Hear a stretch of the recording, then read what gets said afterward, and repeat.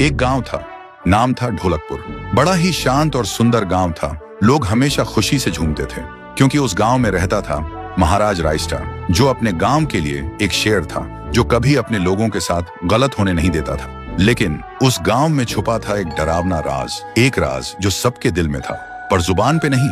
गांव के बीच एक सूखा हुआ पेड़ था जिसे लोग कहते थे श्रापित पेड़। ना कोई उसके पास जाता, ना कोई उससे आंख मिलाता। हर पूर्णिमा के अगले दिन उस पेड़ के नीचे एक लाश मिलती थी। लोग कहते रात में कोई आता है और लाश छोड़ जाता है, लेकिन कभी किसी ने कुछ देखा नहीं, और देखता भी कैसे। जो देखता वो अगले दिन पेड़ के नीचे होता था। एक दिन रायस्टार ने ठान लिया, बस अब और नहीं, इस राज का अंत मैं ही करूंगा, क्योंकि ढोलकपुर का नाम मिट्टी में मिल रहा था।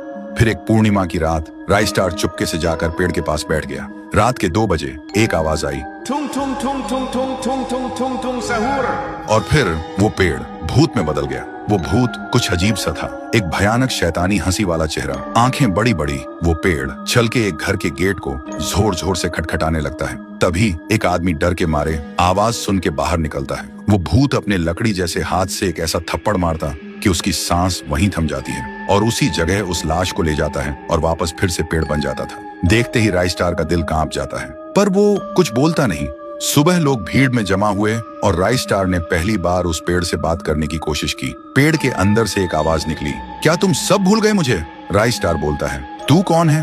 पेड़ बोलता है, मैं हूँ ठुन ठुन ठुन साहुर। एक वक्त था जब मैं भी इस गांव का एक प्यारा सा बच्चा था, लेकिन 100 साल पहले मुझे इसी पेड़ से रस्सी बांधकर उल्टा लटका दिया गया, गांव वालों की आंखों के सामने, और मेरी मौत को तमाशा बना दिया गया, सिर्फ इसलिए क्योंकि मैंने एक राज देख लिया था जो लोग छुपाना चाहते थे। और उसी पल से मेरी रूह इस पेड़ से जुड़ गई।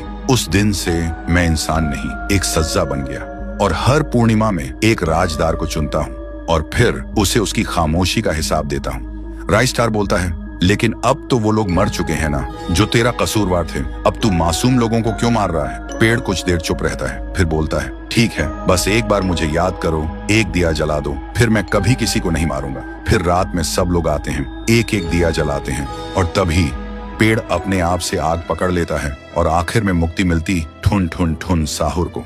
उस दिन के बाद गांव में कभी कोई लाश नहीं मिली। हर पूर्णिमा में लोग एक दिया जलाकर उसकी यादों को जिंदा रखते हैं, क्योंकि अगर भूल गए तो सपने में एक आवाज सुनाई देती थी, ठुंग ठुंग ठुंग ठुंग ठुंग ठुंग ठुंग ठुंग ठुंग सहूर।